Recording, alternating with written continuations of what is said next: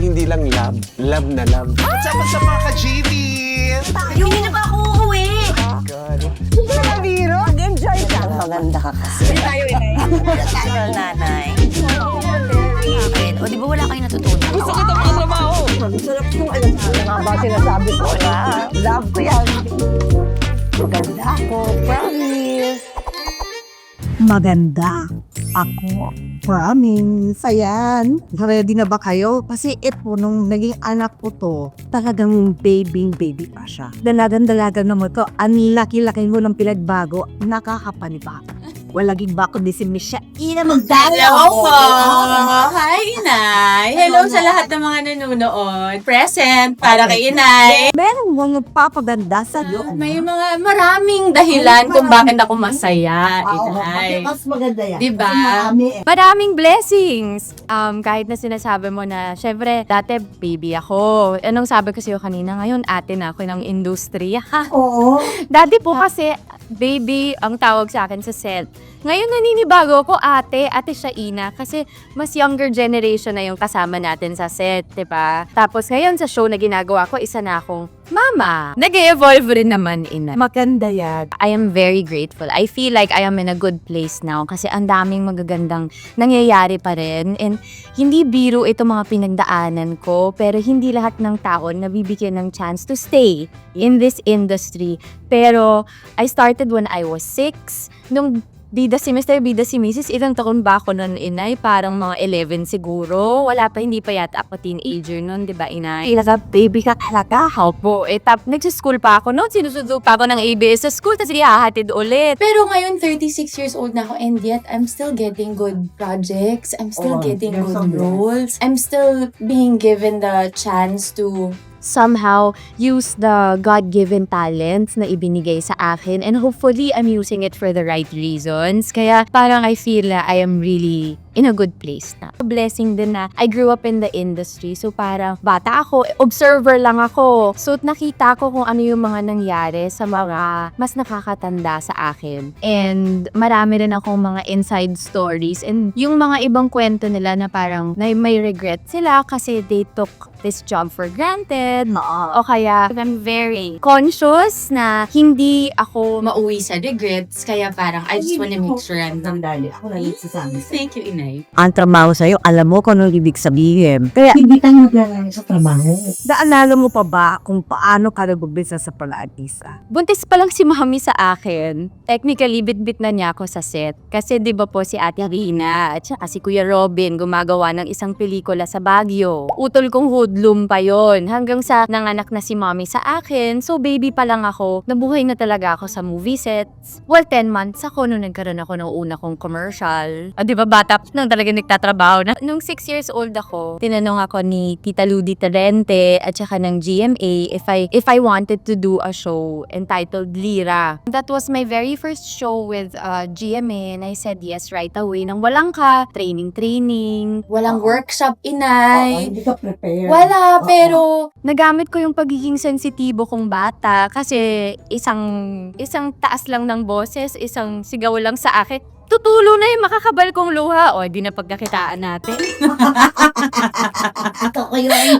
Nasa pagkakitaan. napagkakitaan ko ang makakapal kong luha. Oo, anak. Tapos after po nun, so si Ate V na yung tumayong parang acting coach ko. Oo, di ba? After a year po, lumipat na ako sa ABS. And so, tinanggap na ako ni Mr. M, ni Tatay sa Star Magic. And then, nabigyan na po ako ng mga shows ng kagaya ng Mula sa Puso, Di ba? Ng Marinela. At lahat ng mga kay Derek Wen. tapos tayo sa Bida Ay, si oo, sa Mr. Bida Bida si si Mr. Mrs. Di ba tumatake off ka para maging dalaga? Kasi alanganin na rin yung edad na gano'n, 13, 14, yung gano'n. Yung awkward stage na tinatawag nila. Oo. Pero hindi ka nahirapan. Ako din, hindi ako nahirapan. Dahil sa Jan and Wak siya. May sense na ngayon kung bakit ganito ang edad ko at hindi ako makagawa ng ganito, kanya na pelikula. Kasi meron naman ako pamilya dito. I feel na that's a blessing na meron kang foundation na ganon. Grabe yung foundation. Kasi, Kapal, ang hirap ng galit. Sa mga unang pelikula, kasama ko si Camille Prats. Marinela, hiling. Serena. Apo. Diba Serena? Barkada ba kayo no? Oo, inay. Sila ang ano ko, ako. Naging kapatid ko sa industriya. Kasi ano po ako yung bunso sa aming magkakapatid. So I have 3 ates who are older than me. Ako yung parang baby.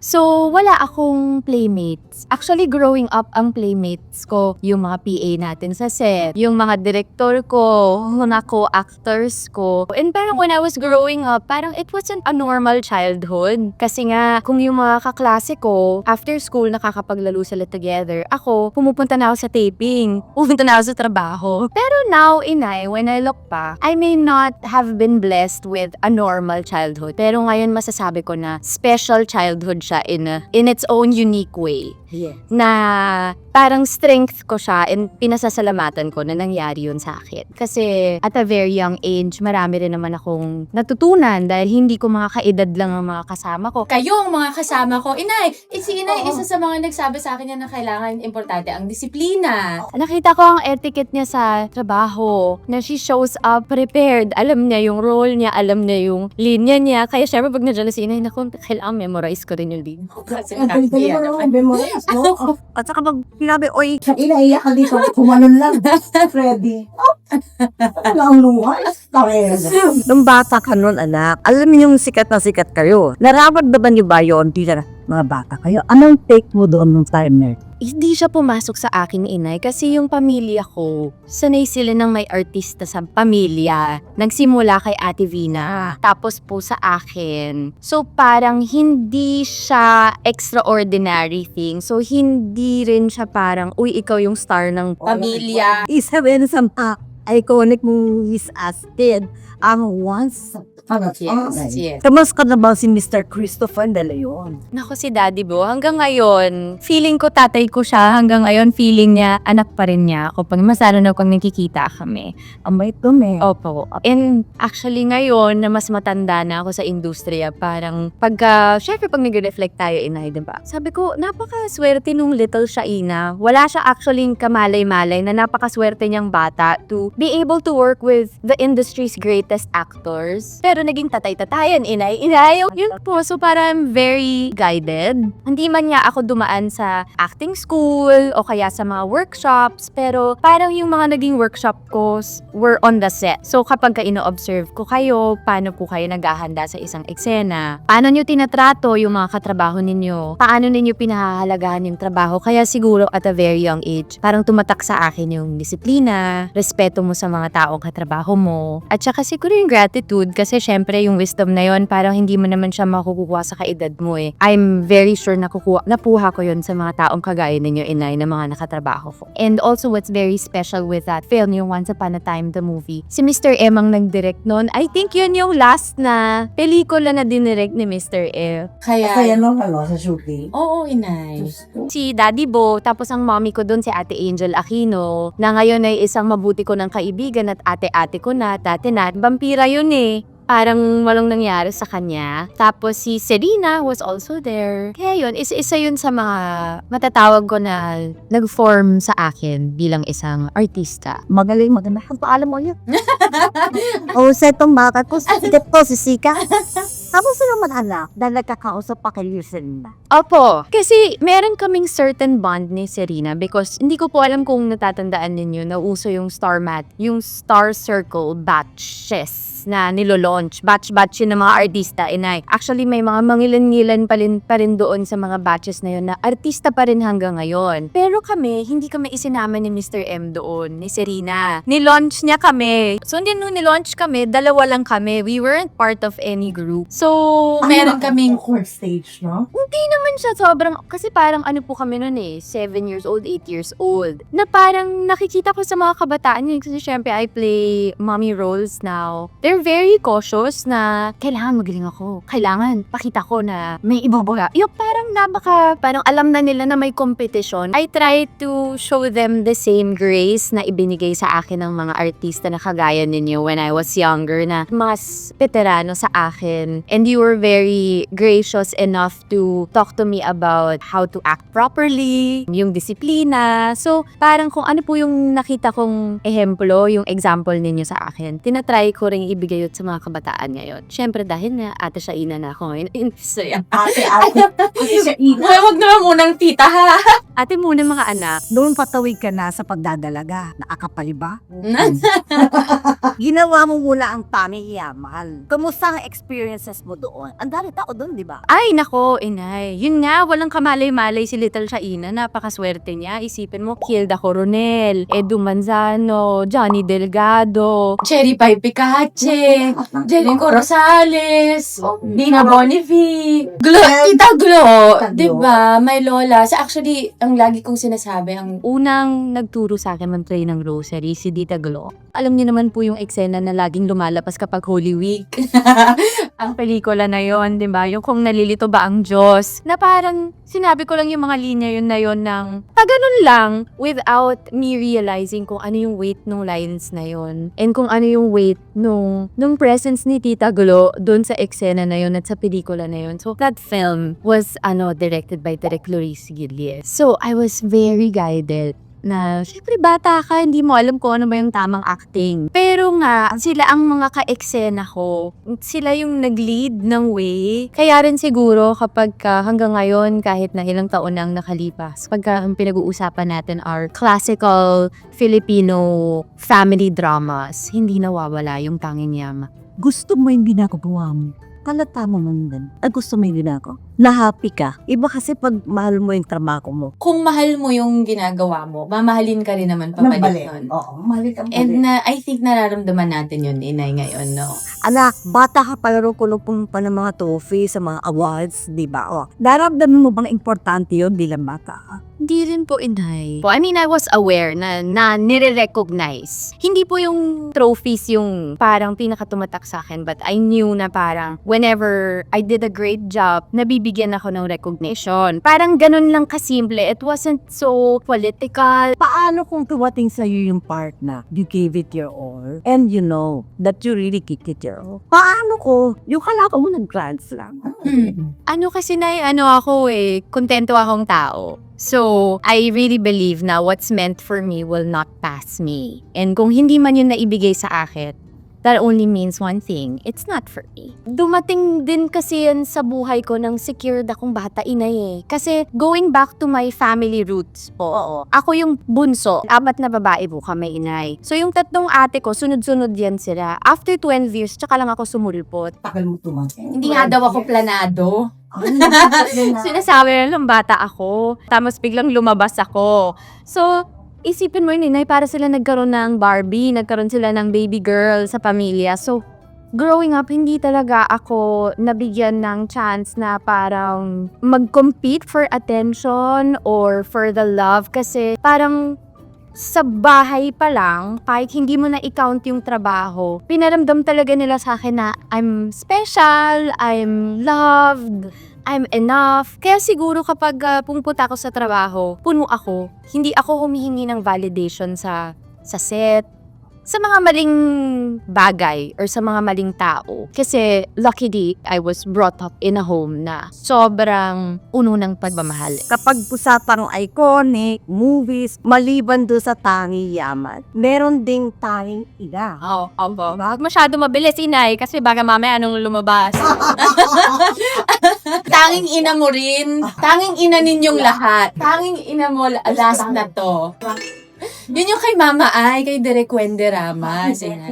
Doon na kami. Lumaki na rin ako na kasama sila. Ako yung pang-7 sa magkakapatid. Ako si Severina. Ang galing nga nung concept ni Direk Wen, no? Ang dami ko ring natutunan doon kasi Alam mo naman si Direk Wen, nagre-revise on the set, diba? Ay, Hi, Direk. ibang klase ang ni Direk Wen, yung pag-iisip niya. Ibang kanyang brilliance. Iba. Nakakatuwa. Tsaka mapagmaala pa.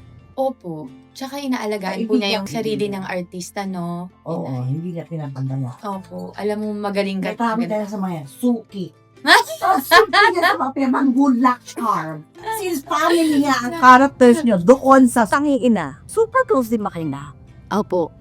Kasi makakita na magkakapatid na Wala kami ha, wala na. Hanggang ngayon, meron pa rin kaming chat group kasama si Mama Ay Montesilio family. Nandun pati sila Kuya Marvin. Maya din yan sa Ate Nikki. Kay group din na. O, diba, Hindi inay? papatalo sa'yo. Meron na, diba, parang nakakatuwa na you do projects together. Pero, lalabas kayo ng proyekto na yon ng parang isang pamilya. Ang ganda. But that doesn't happen often. Ano mo na may pangalan ng grupa? Ano po? Amasinto ta. The Packers. Oo, the Packers. Ah, Kasi the Pacundos. aba. F yun talaga, the Packers. Aba. Pacundos. Ang mga casting dyan, si Papa P, Mhm. tapos si Joshua, Tapos si JK, tsaka si Belle. Aking Marian. anak na si Oh, Belle. anak ko ba Naging yun? anak-anakan ko yun. Anak ko ngayon din ah. Ayun na nga, Oo. inay. Kaya mommy ang tawag sa akin hanggang ngayon. Mommy, hey Ay, daughter. Inay. Ay, anak. Asa anak? Anak. Ang aking anak-anakan o din. diba ang nanin mong nanay? Pero inay, di ba? Iba yung priceless yung bond At saka yung ninyo. yung Hi ma, I wish you. No. Akala ko makukuha ko na yung text na yun sa mga anak ko eh. Nadagkat ha? Anong pakiramdam na nag-trending na naman yung movie nyo after 23 years? Nakakatawa. Actually, every 10-10, October 10, laging lumalabas yung clip ni Mama Ay na kasi bingi yung anak namin doon. So, sobrang busy ni Mama, yung character ni Mama Ay hindi niya alam na hindi na pala nakakarinig yung anak niya. Tapos hanggang sa nawawala yung bata. Tapos, syempre, nung nawawala po sa kalsada, nahanap, di ba, ang 10-10 po kasi yung pangalan, ibig sabihin pang 10 po siya sa aming magkakamatid. 10-10! 10-10! Gumaganon si Mama Ay. Tapos sinabi, Mama, bakit ganyan? Ba't ka sumisigaw? Eh, bingi naman si 10-10. Hindi kanya maririnig. So, ang sabi ni Mama Ay, sabi niya gano'n. Diba? Si Derek Wen yun, Ninay. Isipin mo. Grabe yung utak niya. Nila ni Mama Ay. hindi kanya narinig. Ano, ganyan. Oo, inay. Ganyan na ganyan. Kaya, ngayon po, kaya naiintindihan ninyo na hanggang ngayon, nagtitrend pa rin po Ay, siya. kasi nakakatawa naman pala. Ang dami-dami moment siguro ng movie na yon na marami kasing tao ang nakaka-relate. Oo. Mga nanay, Ay, oo. mga single moms. Mga magkakapatid, mga away ng mga magkakapatid. Minsan may sense, minsan wala namang sense. Basta nag-aaway lang sila. Makikita din nila yon. So, isang malaking mirror yon ng Isang Filipino family. Totoo. Ang maganda ron kasi at the end of the day, papakita niya kung ano talagang klaseng pagmamahal ang meron ng isang nanay sa mga anak niya. Kasi grabe rin yung sacrifices ng character ni Mama Ay doon sa pelikula para sa aming magkakapatid. Dahil mahal! Inay, ang dami namin. Hindi biro magkaroon ng ganong kadaming mga anak. Sana magkaroon ng ganong mga pelikula pa rin ngayon, inay, diba? Sino pinakalaging close mo sa Montesilio family? Si Serena Dalrymple, siya si Kate, ang 8. Ako si Severina. So, dikit yung edad namin. Magkasama rin kami lagi sa trabaho nung time na yon. So, isa siya sa mga parang naging sisters ko talaga. Yung mga kalokohan ng nila Kuya Marvin, talaga yun yung mga nakakangis. Sila ate Nikki Valdez, Oo, ayan. yung mga Ayan. ganon. Opo. So, We've remained solid. Kaya nga ngayon na nabigyan ako ng chance to work with Mama Ay, this new show na I'm working on, which is called My Best Friend Eman, when they told me na she was going to be a part of it all. So, I said, isa yun sa mga nagpayes sa akin. Kasi, hindi man kami magnanay ngayon sa show na to, pero the fact na magsasama ulit kami sa isang screen, it's really nice to be working with her again. Kasi po, gumawa kami ng isang eksena the other day. Tapos, parang na-miss namin na magkasama. Na-miss namin ng umaarte together. Merong unspoken bond because of our experience together when we were younger. Isa mo pang iconic movie, ang Four Sisters and a Wedding. I said yes to it kasi si Direk Cathy Garcia Molina ang director. Ay, ako din mag-yes. Diba naman, inay? Si Direk Cathy kasi, naging director ko siya sa Lobo, which was the show of Angel Locsin and Piolo Pascual. I was 17 years old. Yun yung parang transition ko, inay. Syempre, diba, sabi mo nga kanina, child actress, tapos dumaan po ako sa Oakborn stage, which was mga 30, 14, 15. Nung 17, inay, kailangan transition ko ulit sa sa mas mature, 'di ba? Kaya lang nung time po na yun, nung 17 years old ako, na uso na yung mga nagpo-post sa men's magazine, yung mga babae, just to show the world na they're a woman now. Sabi ko talaga, naku, parang hindi ko kaya yan i-ano. So, ang pakiusap ko naman po sa management, which is why I'm also very grateful dahil hindi ko man po ginawa yun, yung uso na mag-post sa isang men's magazine. Pero, ang hiningi ko po ay more mature roles na lang. Kumbaga, ipakita ko na lang po through my characters. Kumbaga, parang may kanya-kanya lang naman tayong lane, 'di ba? Alam ko na po na talagang parang, teka lang, hindi, ito si Shaina, parang hindi ko to kaya itawid. So, yun po, binigay sa akin yung Lobo na directed by Direct Cathy Garcia Molina, and it was a more mature Shaina.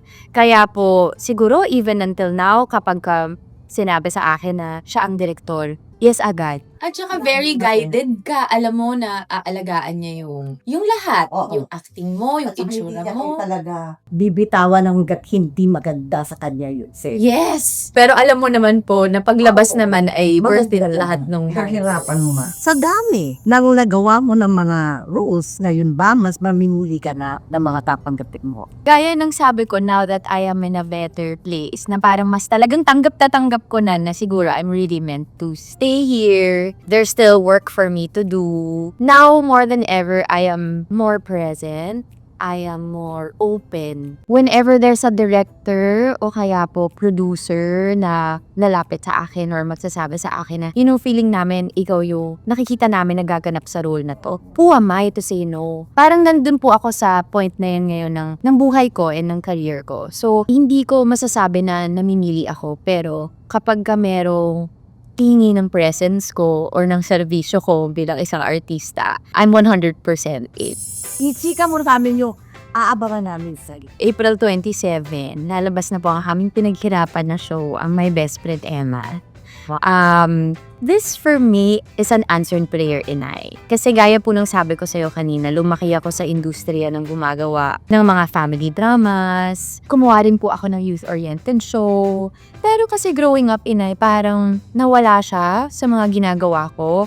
Parang napunta ang focus sa, syempre, love story, minsan may action, minsan may thriller. So parang medyo matagal na to na naglalaro-laro sa isip ko na parang sana makagawa ulit ako ng isang material na ang focus ay pamilya, faith, hope, kagaya ng mga proyekto na ginawa ko nung kabataan ko. And so when this was offered to me last year, I said yes right away, inay. Lalo na sa panahon ngayon. Actually, ang role ko dito ay si Ruth, isang nanay, pero nung kabataan niya, siya ay lumaki sa kulungan kasi criminal yung tatay niya. So, hindi ganun ka-smooth ang kanyang kabataan. Hindi rin ganun kaayos ang kanyang present, inay, dahil epitome na yata ng kahirapan ng isang Pilipino ang role ko, inay. Naku, Diyos ko, panoorin niyo po dahil ang daming paghihirap na nangyayari sa buhay ni Ruth na parang makaka-relate yung mga tao dahil buong bansa, magulo ngayon, naghihirap tayo mga Pilipino ngayon.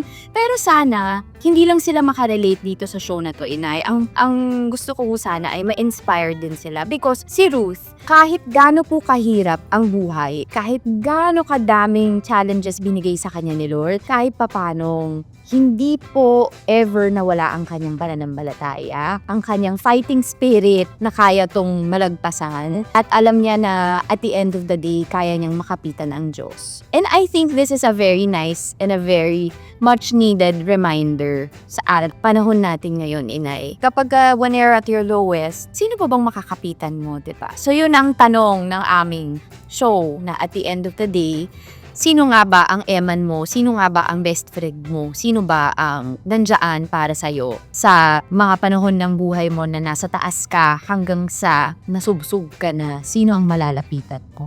Sino mga kasama mo dito? Dito, inay, makakasama ko po si JMB Guzman. Ang anak ko ba niya? Po. Si Sid Lucero. Sila po ang dalawang nakatrabaho ko sa Alina nung kami mga teenagers pa. Pero ngayon, we're different people, pero it's so interesting kasi same but different. At saka mga mature na sila ngayon, nakakatuwa, pero ang gagaling pa rin mga artista. Kasama rin po namin dito si Mama Ay de las Alas. Tapos kasama rin po namin dito si Tito Michael de Mesa, di ba? Of my brother. Yes! Ang gagaling ng mga artista na nasa show namin, nakaka-inspire at parang nakakatuwa na mag-report sa trabaho kasi alam mo, Ang sarap nila lahat ka-eksena. Tapos, si Eman, yun po ang dapat ninyong abangan kung sino po siya. Naichika ko na po kanina kay Inay kung sino. Secret pa namin. Gusto ko lang ikwento, pero hindi po kwento talaga. Nay. Mga kaibigan, abangan po natin yung bagong show ni Shaina. My Best Friend Eman.